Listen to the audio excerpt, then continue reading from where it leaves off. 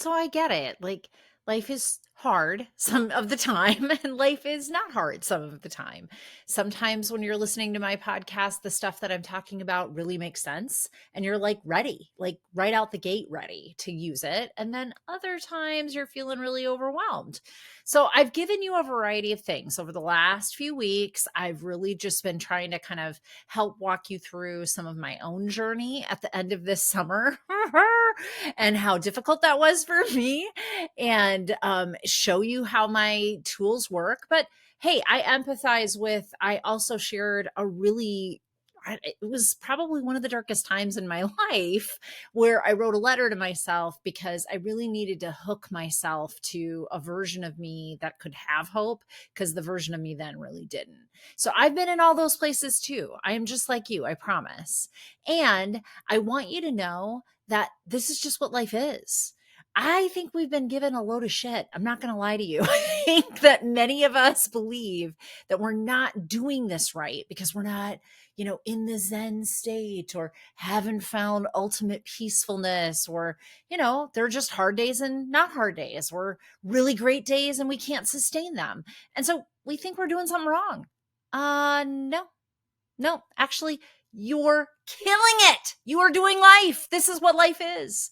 And there are even skills in this journey for making that work for us. If you need to shift your thinking because you think you're doing this wrong, you think somehow you've messed it all up and you haven't, you are just like me, just like so many of us. And I want to help you with that mindset shift. So how about you just keep listening today? Because that is what we're going to talk about.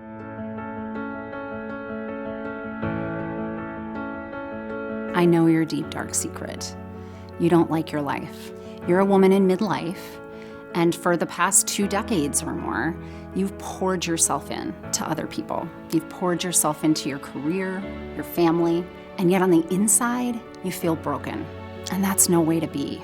I'm Dr. Natalie Marr. I'm a clinical psychologist and a life transition expert. It wasn't too long ago that I was in your shoes, waking up in my early 40s thinking I've got 2 failed marriages and I'm a single mom for the second time in my life. And I just knew that I could do better, that I could feel better. Fortunately for you, I have about 20 years experience clinically. And so I've created a method that will help you learn to love your story. I know that the story that you're telling yourself about your life feels awful. And I know that you think that you can't change that. I assure you, you can. And when we work together, I'm going to help you to craft a different story, a story that you love, a story that makes you want to get up every single day. Welcome back.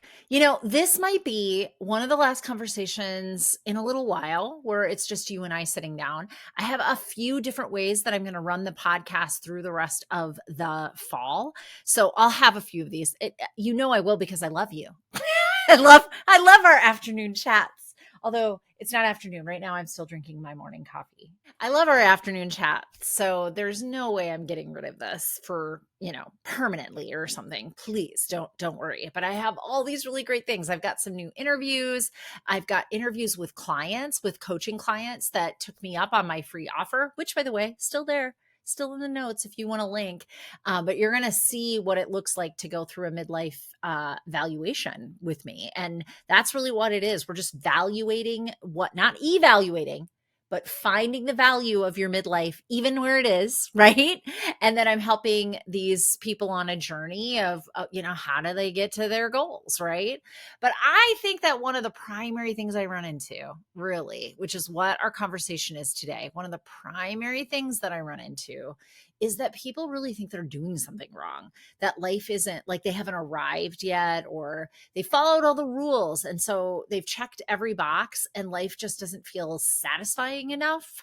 And so they feel like they've somehow failed themselves.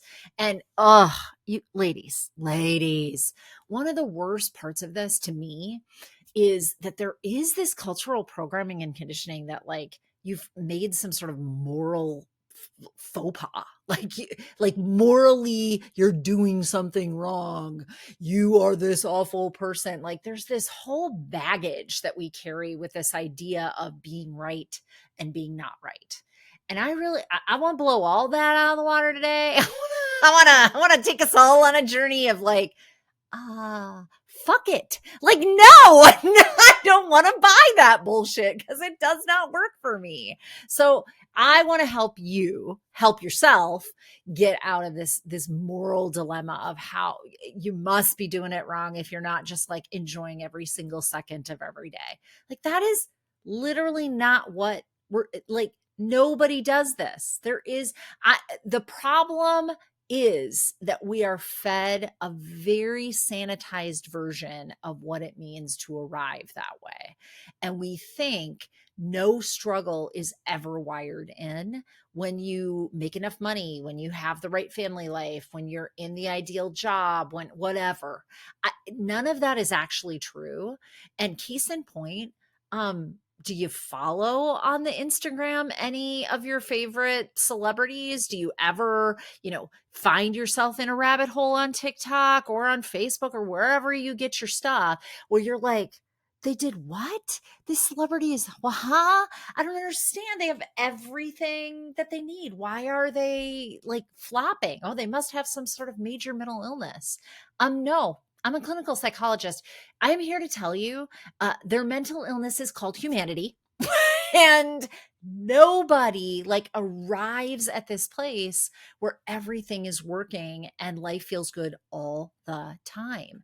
We are wired to have all the feels, all of them, which means discomfort's in there, which means sadness is in there, which means grief is in there, which means anger is in there, irritability, all those things, frustration, all of them.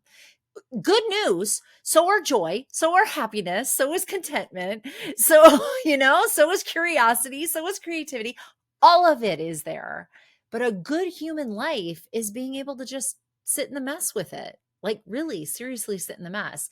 I have a little trick today that isn't mine. I'm re-recording my podcast right now, just so you know. I'm re-recording this podcast because I heard something yesterday. So like I'll be posting this on Thursday and this is only Tuesday. By the way, that sometimes happens. but by the way, that sometimes happens because well, I'm a one-woman show doing my own podcast and doing my own editing. So it isn't uncommon for me to do this, but I actually had something prepared and I decided to slip this little goodie in because at my women's accountability writing group that I am in as I write my book, oh my gosh, that there was a bomb dropped for me and somebody shared this really beautiful interview with Michael Caine. And I want to share that with you. And I want to share it with you because it dovetailed with this subject matter that I wanted to get out today so well. And since this might be, one of the last ones where it's just you and I and Dr. Natalie is just pulling topics out of thin air and deciding to wax eloquent about them, I really felt like it was like, let's go out with a bang. Let's go out with like a skill set that really, really works. So let's back this up. So in my writers accountability group, the woman that was running the group that day, so we have kind of a little activity that we kind of start that with, she shared something she saw on Instagram by Michael Caine. It was an interview with him, and this is an actor. If you don't know him, you can look him up. He's on the interwebs. Well, I know you can find him on out there if you've never watched him before, which kind of seems like really because he's been in a lot of things. But anyway, what he was talking about was when he was early in his career. And when he was in early career, he had this experience where he was doing a scene and the couple that did the scene before them had moved some item on set that there was a chair in front of the door where his entrance was. So he apologized to, I don't know, the producer, director, whatever, other actors because he was having a difficult time getting in. And I think it probably is a director because this sounds more like direction that you would get. But the director was like, dude, use it. Use the difficulty, right? Chairs in the way. If this is a comedy, trip over it, fall on your ass, look like a fool, like use it. If this is a drama, pick it up, slam it against the wall, slam it on the floor, kick it across the room. just use the difficulty. And this concept of using the difficulty really hit me like in a wave, because what I wanted to talk about today is, how do you sit in this mess? How do you be in the mess of our life and not feel like you're failing? I mean, because that is really ultimately, I just don't want you to feel like you're failing. You're not. You are killing it. You are doing life here. Life is hard and it has a mess that ensues with it. There's all sorts of feelings, but sometimes we just don't know how to be in the mess of it, right? Especially when what we're talking about is the difficulty, is those more uncomfortable emotions that nobody really wants anything to do with, right? So I want to help you help yourself. And I think use the difficulty is a really great framework for what I want to help you with today. Instead of getting stuck in the judging of what's happening around you, is this a good or a not good thing? I want you just to use it, whatever it is in front of you. Now, here's the beauty: when it's joy or contentment or one of those positive emotions, success, you feel like you've done something correctly, you love it. Using that is not it's not difficult, right? So use the difficulty wouldn't seem to apply. The truth is, though, you do use that in your life. I want you to think about it for a second, just a second. Like, imagine the last thing that you did that you really felt good about, right? That you really were like, yes, that was solid. That was an amazing event. I like how I carried myself in it. I like how I showed up to this. So just bring that in your mind's eye. I'm going to share with you one of my more recent ones. Are you liking what you're hearing today in this podcast episode? Oh, I am so glad. I love being able to really touch people in a place where they need the help, right? So I have two requests of you. The first one, could you just think of one person in your life that also could hear this message? I bet you could. And what I'd ask you to do is, when you're done listening today, why don't you just take the link and send it to that person, right? Let them have a chance to also gain from this the way that you are today. And then the second thing that I would request that you do is make sure that you're following me where you get your podcasts. Like, comment. I even on Spotify have questions each and every week. Use any of those outlets because it does help me help you. What I gather from that information is what you want to hear about. And then I make sure that these podcasts are relevant to what your needs are. So I was recently under the weather, and, happens. My kid's been in school for all of 2 weeks. And what do we get? A cold. Woohoo! Golly, I love viruses. Anyway, so I was a little under the weather, and I think I probably for the last 6 weeks have been in a new routine with my exercise.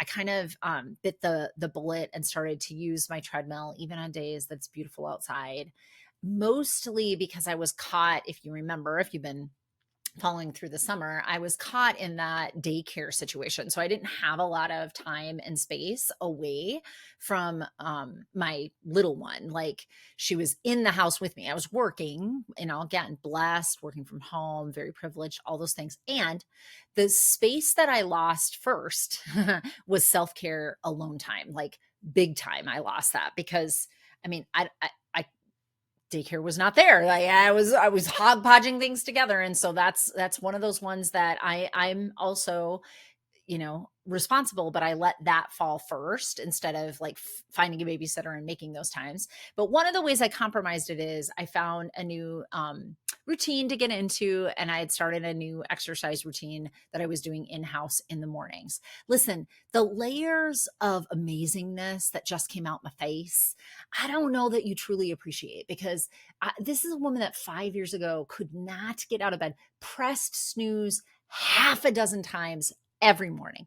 Mornings were not my thing. The fact that I even get up in the morning early and accomplish things for myself before other people is a Christmas miracle. I'm not going to lie to you. It's like the red shoes. I'm not going to lie.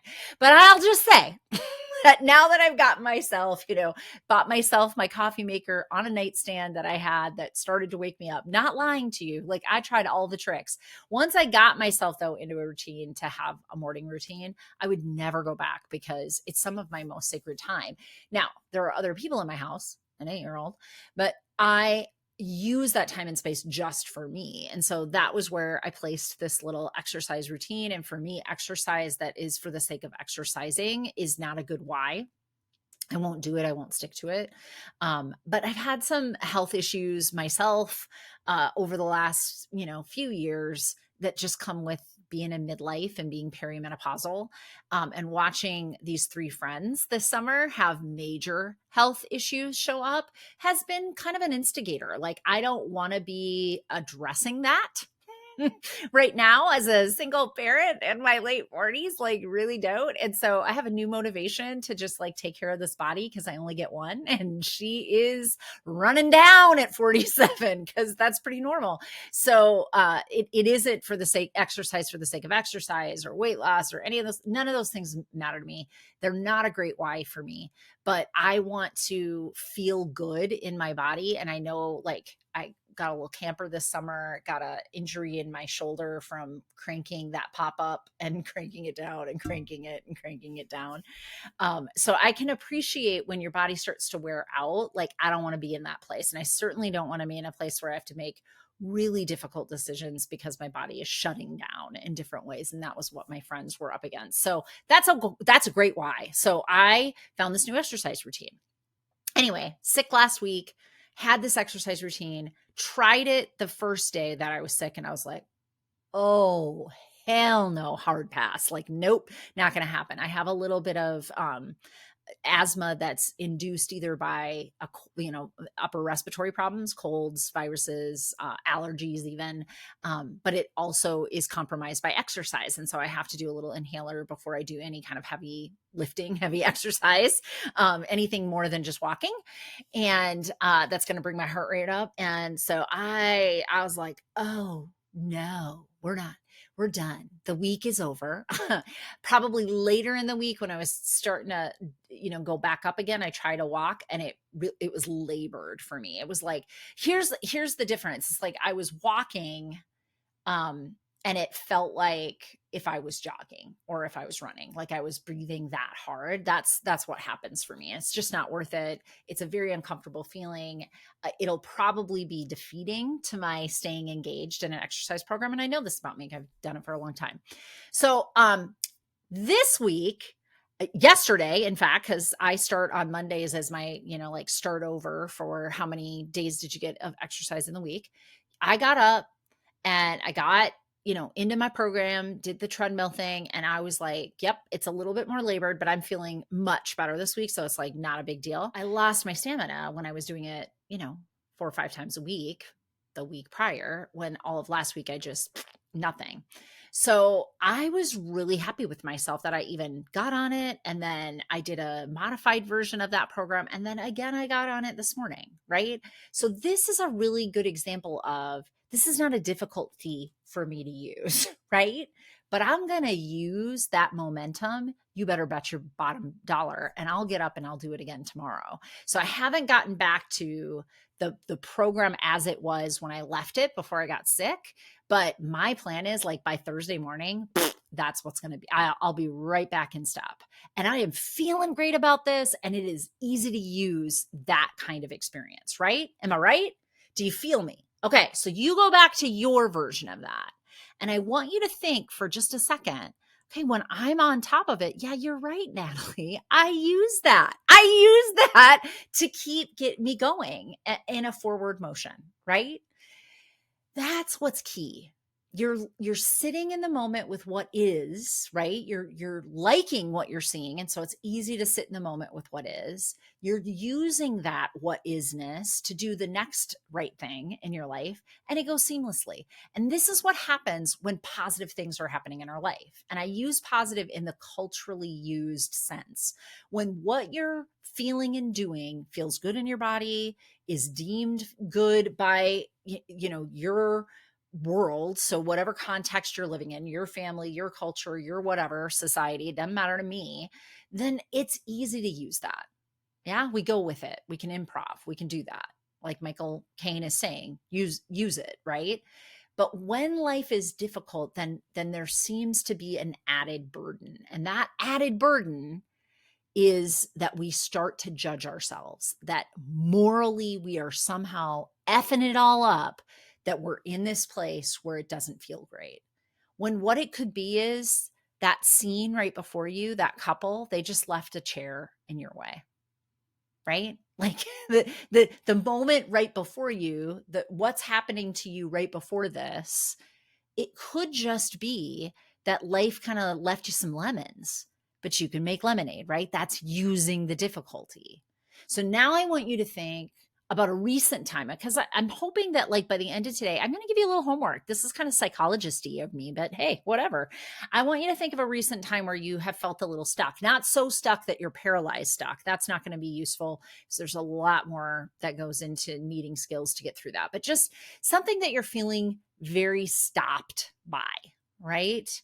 I want you to think of that. I want you to bring that into your mind's eye. And now I want you to listen to this story that I have for you. So it is no secret that I've been through a couple divorces. It's no secret because you just listened to my love letter to myself that 5 years ago, I was in a state at, kind of starting over from ground zero. Maybe actually I was in like the sub-zero range at that point. But anyway, I was starting over after my second divorce. And any of you out there in the world that know divorce know that that leaves you in just a financial upheaval, right? So, second time in my life where that's happened. And I don't have great habits about how to get out of that. I just don't. I'm still working on that. That's one of my personal life goals is to kind of create legacy and get out of the trap of the paycheck to paycheck cycle that most single parents find themselves in. The world doesn't work well with us on this, but I'm bound and determined that I will transcend this, right? But here is one of the places where I get stuck. And this might be you. So like, I'd love to hear in the comments if this resonates for you. But one of the places I get stuck is getting the mail, like literally just getting it out of the mail box. I know that sounds crazy, but where I live, like the mail does not come into my house.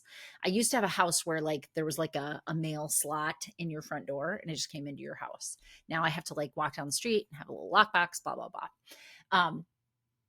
Getting the mail in my house is one part, and then it just sits in piles.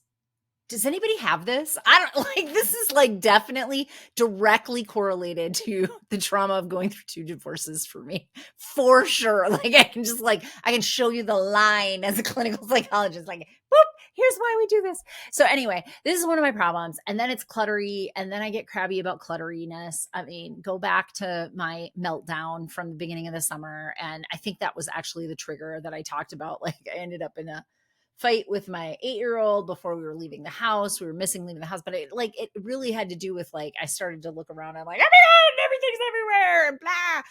So this is a difficulty. This is a chair like Michael Caine is talking about, right? Like this is like, oh, I'm sorry, I can't come in the way that you told me to. There's a chair there.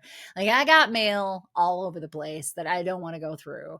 Probably because there's bills in it, probably because there's, responsibility that's tied to that and all sorts of networks that are not great in my brain that tell me stories that I don't want to hear, right? So I avoid it and I pile it and I stack it and I do, that, but that's not helpful, right? So this is my struggle. This is my difficulty. How do you use that difficulty, right? Well, I recently had another difficulty that I was avoiding completely, but because it was all mental, right? The mail that I was stacking up was not visual to me. I wasn't putting some of the pieces together. The thing with the mail, like I have a system when I start to slip back into the old pattern and that rumble strip is there, then I can pull myself back on the highway with.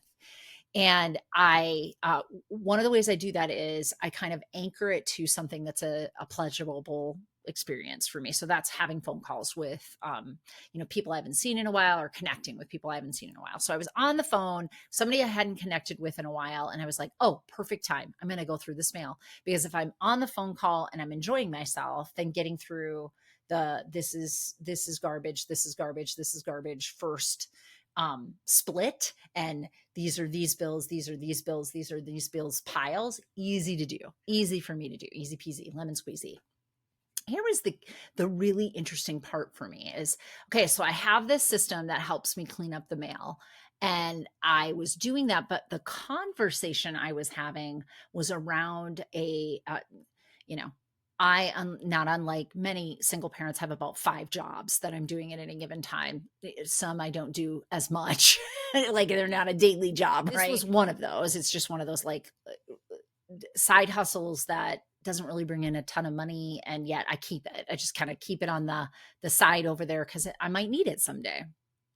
And I was getting kind of irritated. This person I was on the phone with knows me through that channel, and I was getting kind of irritated on the call as we were talking about, like, why am I keeping this position, because it really isn't benefiting me. I mean, like financially for sure, but like not in any capacity at this point.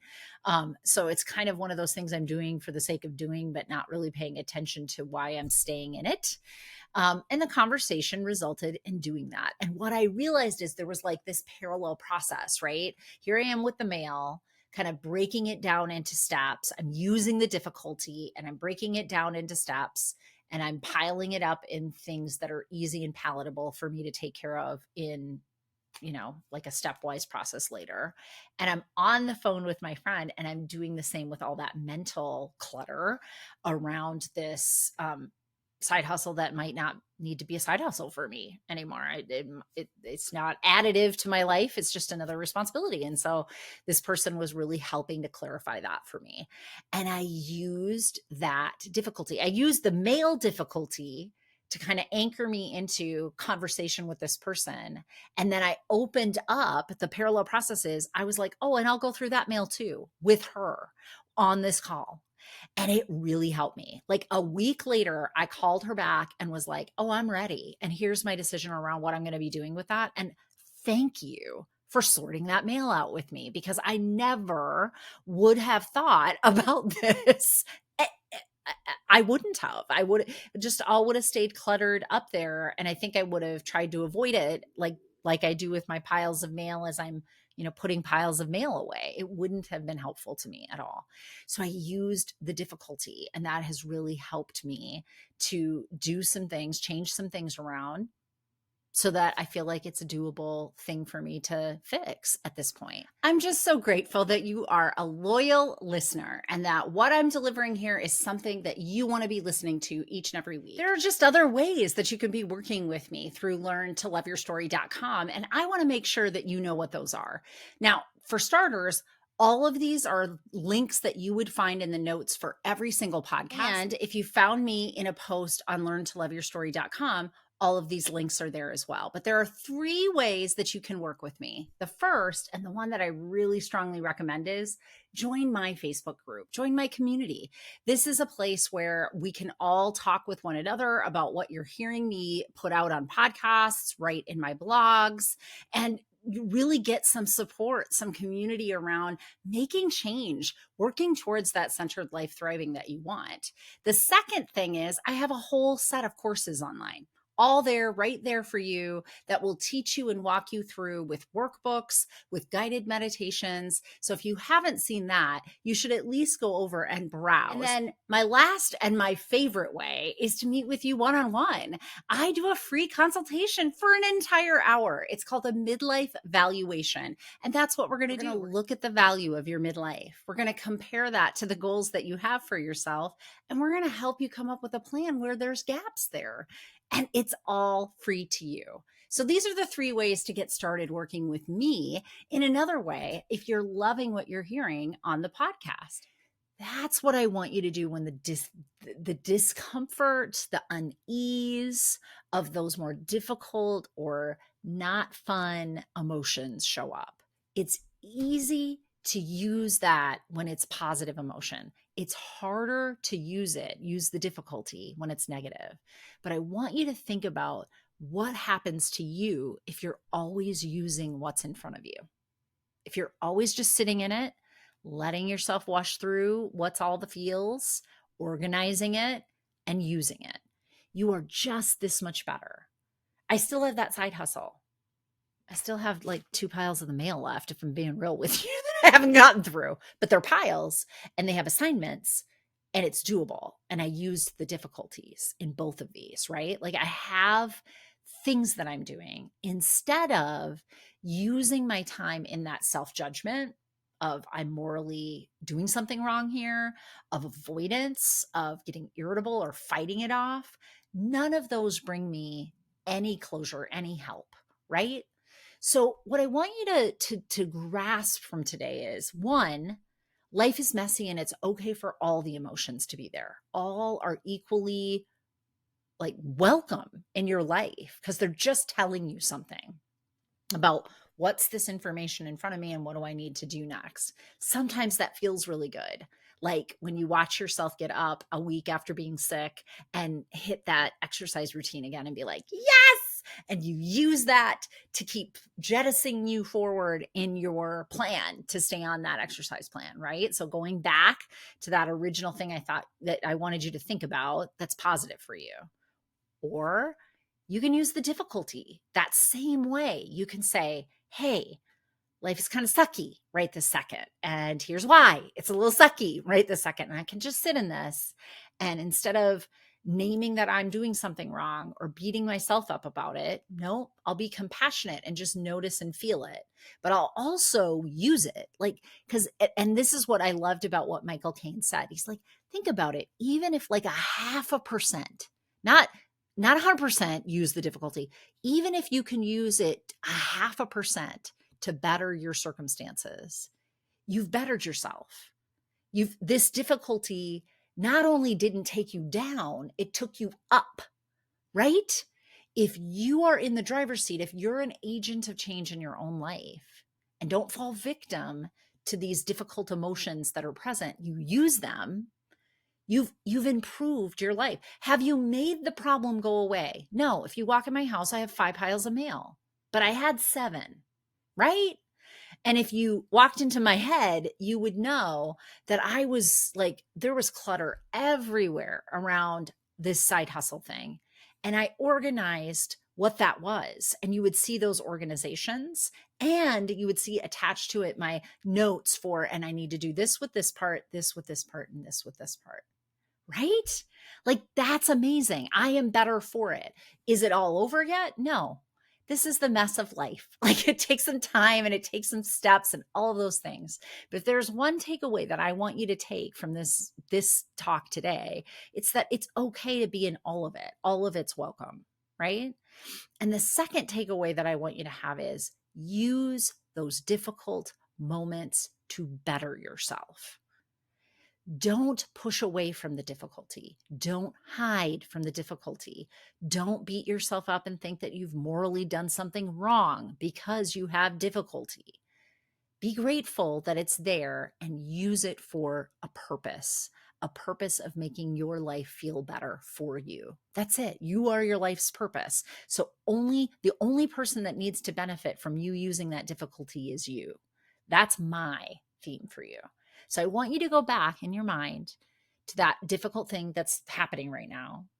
And I want you to spend the rest of, I don't know, this probably is about 30 minutes long. Take 5 minutes after this podcast is done and just think through how to internally organize this differently.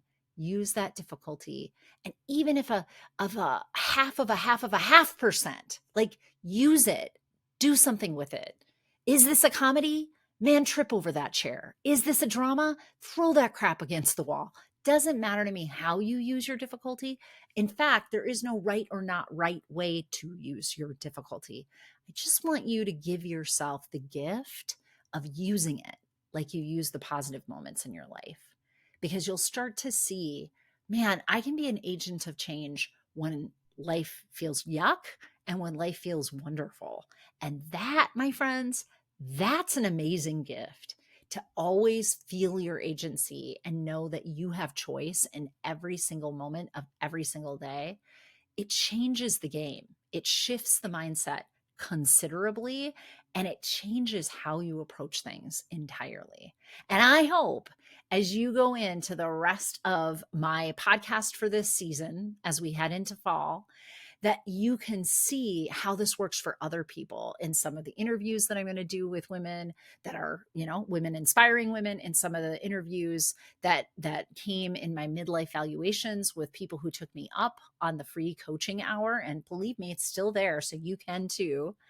I want you to see how people use their lives and move about in their lives from that sense of, I always have choice here.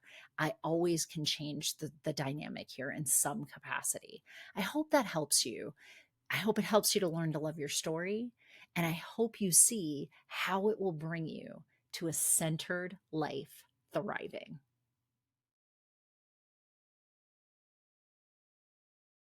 All right. So I'm adding a little addition here. It's the legal stuff. Just so you're aware, nothing in any of these podcasts constitutes actual psychotherapy. Yes, I am a licensed clinical psychologist in the state of Minnesota, but everything here is just educational in nature and is a suggestion of things that you could be doing in your own life to learn how to love the life that you're in instead of waiting for a life that you're dreaming of to come towards you. So just remember, this is not therapy. And if ever you need any resources for mental health, look in my notes and I'll always have a little blurb at the bottom where you can click on a link and get those services for yourself.